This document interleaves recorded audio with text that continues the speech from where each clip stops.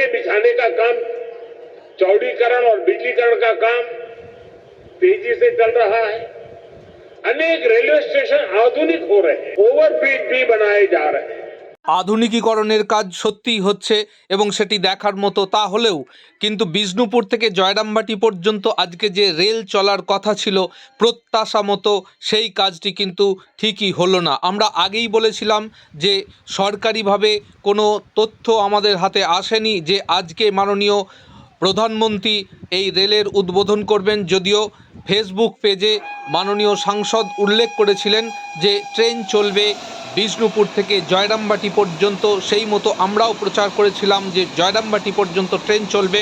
কিন্তু মাননীয় প্রধানমন্ত্রী সে বিষয়ে একটি কথাও বলেননি। তিনি বন্দে ভারতের মতো অত্যাধুনিক ট্রেনের কথা বলেছেন। অমৃত ভারত রেল প্রকল্পে যে স্টেশনগুলির আধুনিকীকরণ হচ্ছে সে বিষয়েও তিনি কথা বলেছেন। তবে এই যে বিষ্ণুপুর থেকে জয়রামবাটি পর্যন্ত ট্রেন চলার ব্যাপারে তিনি কোনো কথা বলেননি। তো যাই হোক, আশা করা যায় আগামীতে নিশ্চয়ই এই ট্রেন চলবে এবং এই লাইনটি সম্পূর্ণতা পাবে।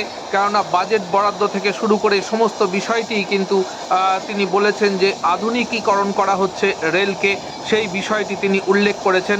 তবে যে মুহূর্তে এখানে ট্রেন চলবে বা এই ধরনের কোনো সংবাদ পাবো আমরা নিশ্চয়ই আপনাদের সামনে জানাবো।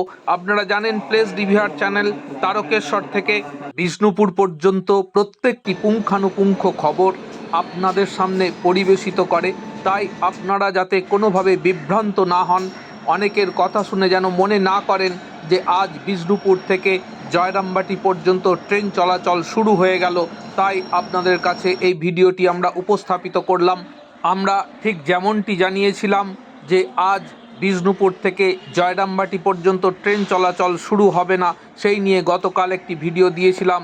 সেই মোতাবেকই আজকে কিন্তু বিষ্ণুপুর থেকে জয়রামবাটি পর্যন্ত কোনো ট্রেন চলাচল শুরু হলো না। শুধু যে ট্রেনটি বিষ্ণুপুর থেকে ময়নাপুর পর্যন্ত চলতো সেটি যেমন চলতো তেমনই চলবে। বন্ধুরা, ভালো থাকবেন, সুস্থ থাকবেন, সুন্দর থাকবেন এবং প্লেস ডিভিআর চ্যানেলকে সঙ্গে রাখবেন প্রতিটি সত্য এবং নির্ভুল তথ্য পাওয়ার জন্য।